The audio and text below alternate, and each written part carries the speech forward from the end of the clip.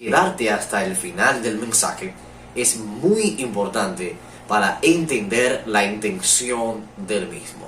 No es simplemente una reflexión más, sino una palabra que edificará tu vida espiritual.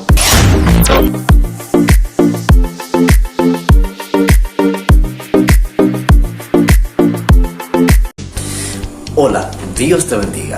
Yo soy Tani Santana y quiero darte la bienvenida a mi canal de YouTube. No es una casualidad el hecho de que estés viendo este video, sino un propósito de Dios, porque el Señor tiene una palabra que tocará tu vida. En esta ocasión quiero compartir un mensaje titulado Tu necesidad es la bendición de otros. Así que no te muevas para que seas edificado poderosamente con la palabra. El texto base para esta palabra se encuentra en Hechos capítulo 16, versículo 16.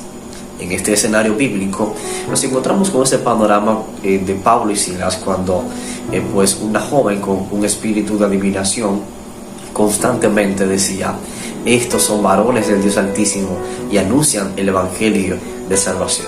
Constantemente esta joven poseída revelaba dicho propósito de estos hombres de Dios. Sin embargo, hubo un momento en el cual esto desagradó al apóstol Pablo y reprendió al demonio de adivinación que estaba en esta joven, la cual fue libre inmediatamente. Y sus amos, al ver que el demonio había salido, perdieron la esperanza de su ganancia, porque esta joven le generaba beneficio económico adivinando a estos hombres. Esta joven inmediatamente fue libre por el poder de Dios a través del apóstol Pablo.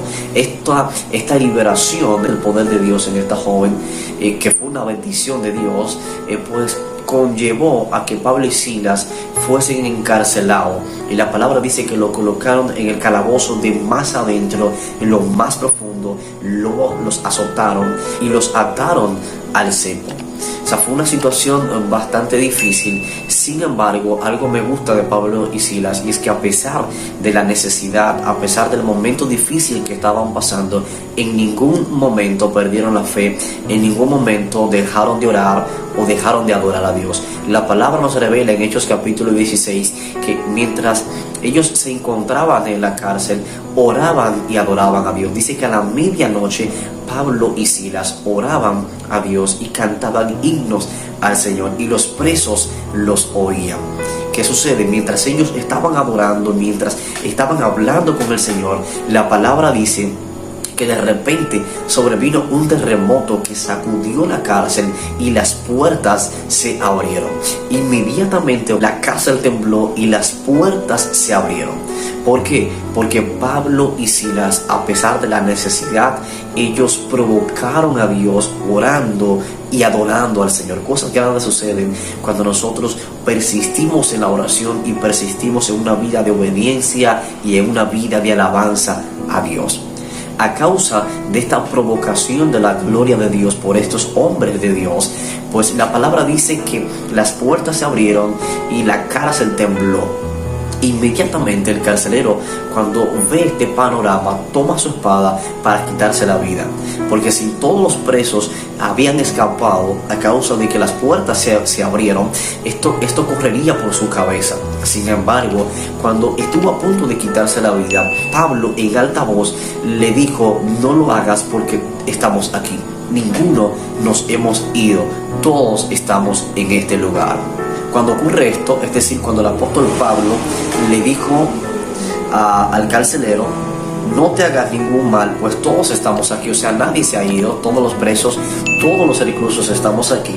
Entonces el carcelero pidió luz y se precipitó adentro, y temblando se postró a los pies de Pablo y Silas y les dijo: señores, ¿qué debo hacer para ser salvo? Inmediatamente esa fue la puerta que Dios utilizó para salvar al carcelero y salvar a toda su familia. Y aquí está el centro de este mensaje. Imagínate que Pablo y Silas se hubiesen quejado diciéndole a Dios: Señor, pero estábamos predicando tu palabra. Señor, ¿por qué estamos presos? O sea, ellos no empezaron a maldecir, a quejarse. No, todo lo contrario.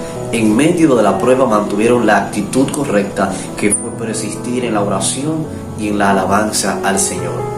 Entonces, ellos estaban pasando un tiempo de necesidad, es decir, estaban privados de libertad, estaban azotados, estaban pasando un momento difícil. Y esa prueba de ellos, ese tiempo de aflicción o de necesidad que estaban viviendo en ese momento, fue el medio o la situación que Dios utilizó para alcanzar al carcelero. Imagínate que Pablo y Silas no hubiesen llegado allí, o imagínate que Pablo y Silas, en vez de adorar a Dios y en vez de orar al Señor, se hubiesen quejado, hubiesen maldecido, hubiesen hecho todo lo contrario a lo que hicieron. Posiblemente el carcelero no hubiese sido salvo. Entonces, ¿qué quiero decirte con esto? Muchas veces tu necesidad, muchas veces lo que estás viviendo hoy representa la bendición para otra gente.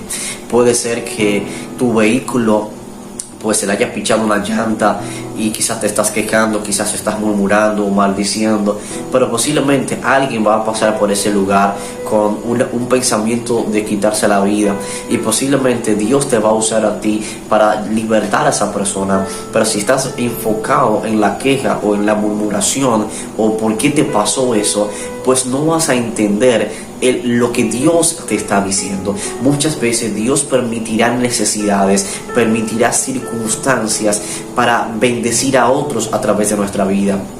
Por ejemplo, Elías estaba en el arroyo de Querit, donde comía carne, se alimentaba, bebía del arroyo, pero en un momento determinado Dios permitió que el arroyo se secara, con el propósito de que Elías se moviera de aquel lugar donde él ya había creado una zona de confort. Se sentía bien, estaba cómodo, lo tenía todo allí. Sin embargo, había una mujer en Sarepta de Sidón que estaba a punto de rendirse, que estaba a punto de perder la esperanza, y Elías, como profeta, era el hombre que tenía la palabra. ¿Qué iba a hacer Dios en esa circunstancia? ¿Qué iba a hacer Dios en ese momento? Pues permitir que se levantara una temporada de necesidad en la vida del profeta, para que el profeta saliera del confort y entonces se dirigiera al lugar donde Dios le había de enviar. ¿Qué significa esto? Que Dios permitió una necesidad en la vida de Elías. Es decir, que las bendiciones, los recursos se agotaran, se achicaran, para que Elías saliera. Entonces, Dios utilizó al profeta Elías para ministrar a una mujer. Esta mujer, en la vida de Sarepta, ella misma dijo: este es el último alimento, o sea, me como esto, mi hijo, comemos esto, mi hijo y yo, y nos dejaremos morir. O sea, había perdido toda esperanza. Imagínate que Elías no hubiese salido del arroyo. Imagínate que el arroyo no se hubiese secado. ¿Crees que Elías hubiese salido? Posiblemente sí, posiblemente no.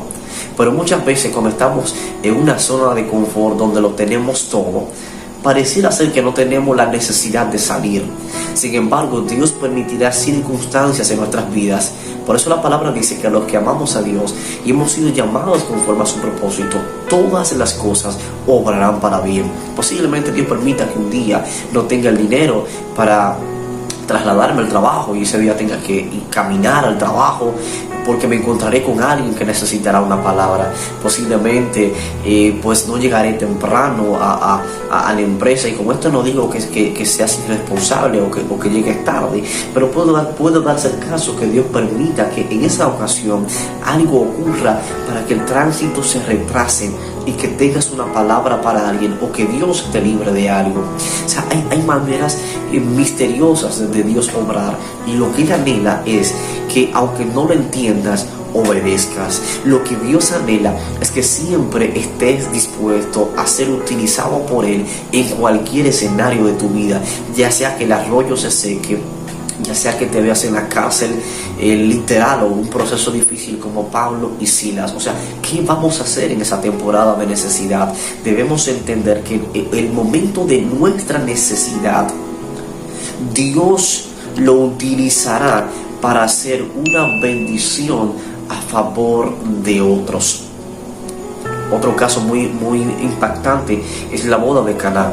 El vino se acaba y quizás la gente decía: wow, pero estaba planeado, todo estaba perfecto y mira lo que pasa. Sin embargo, esa necesidad que se presentó fue la excusa para Dios mostrar su gloria. ¿Por qué Jesús mostró su gloria en la boda? O sea, María lo provocó. O sea, María, la acción o la actitud de María, o la fe, la confianza de ella en el Señor, llevó a que el Señor mostrara la gloria en ese lugar, porque Él dijo: no es mi tiempo, pero ella lo provocó. Como Pablo y Silas provocaron a Dios en la cárcel y no permitieron que la necesidad nublara su fe. Y el Señor mostró su gloria de una manera sobrenatural, dice la palabra de Dios. Dice el versículo 11 del capítulo 2 del Evangelio de Juan: este principio de señales hizo Jesús en Caná de Galilea, donde se llevó a cabo la boda, y manifestó su gloria, y sus discípulos creyeron en él. O sea, se manifestó un ambiente de necesidad, o sea, de escasez. Se acabó el vino, no hay. ¿Y qué pasó en ese momento? ¿Qué hizo María? ¿Se quejó? ¿Murmuró? No, fue a Jesús. Esa debe ser nuestra actitud cuando llega no solamente la necesidad en todo tiempo, pero en ese momento de necesidad, ve a Jesús, acércate al Señor, porque algo Dios quiere hacer en tu vida en esa temporada de necesidad. Recuerda que tu necesidad, o la necesidad que se presente, puede ser la bendición de otros. ¿Y qué pasó? Pues María le dijo: mira, se acabó el vino.